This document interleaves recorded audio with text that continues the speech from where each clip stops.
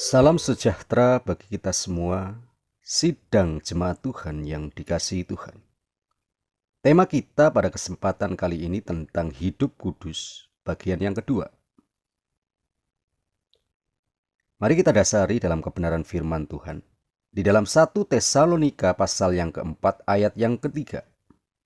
Karena inilah kehendak Allah, pengudusanmu.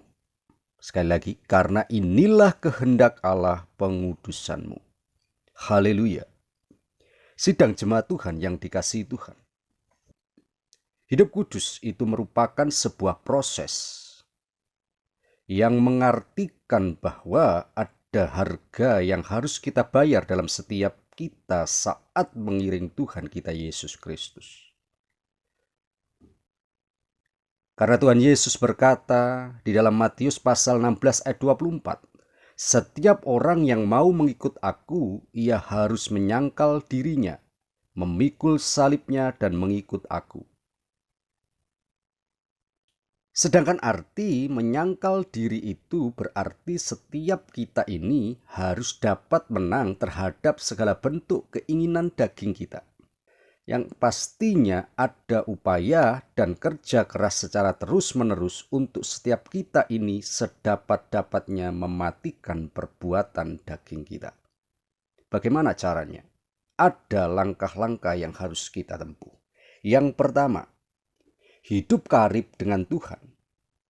Hal ini yang menjadi evaluasi pribadi lepas pribadi. Adakah setiap kita ini sudah atau telah memiliki persekutuan yang intim dengan Tuhan? Karena apa? Karena bersekutu berarti menjadi satu kesatuan yang tidak terpisahkan.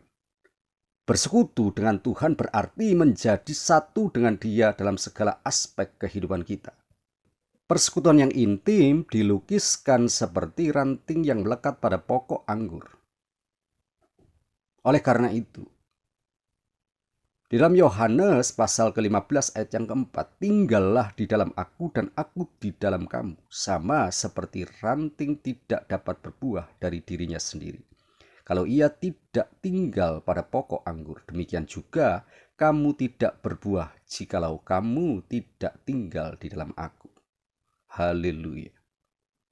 Langkah yang kedua, hidup tinggal di dalam firman. Dalam hal ini yang dimaksudkan adalah setiap kita harus menjadikan firman Tuhan sebagai makanan rohani di setiap hari. Untuk apa? Supaya kerohanian kita semakin bertumbuh. Sebab manusia hidup bukan dari roti saja, tetapi dari setiap firman yang keluar dari mulut Allah.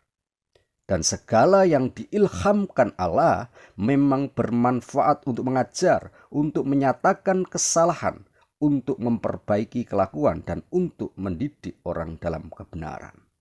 Haleluya, haleluya. Sidang jemaat Tuhan yang dikasihi Tuhan. Semakin tinggal di dalam firman-Nya itu artinya setiap kita ini semakin dibersihkan segala kotoran-kotoran dan segala hal-hal yang tidak berkenan di dalam hidup kita. Dan setiap kita ini yang kian berakar kuat di dalam Tuhan tidak akan mudah diombang-ambingkan oleh rupa-rupa pengajaran yang menyesatkan. Sebab adalah tidak sulit jika setiap kita bersekutu dengan Tuhan melalui firman-Nya.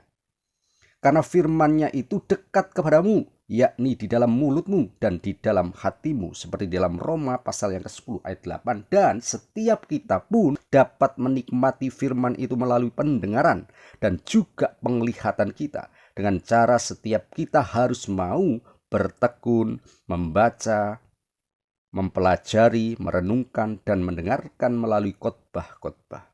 Disitulah pasti Roh Kudus akan bekerja, sehingga setiap kita ini beroleh kekuatan untuk mengalahkan segala kedagingan dan hidup di dalam kekudusan yang senantiasa. Hal yang ketiga, hidup humble, supel, dan ramah. Mari setiap kita dalam hal ini harus berusaha terus-menerus memiliki hati yang humble, yang supel, yang ramah, serta dapat berdamai dengan diri kita sendiri, bahkan terlebih pada orang lain.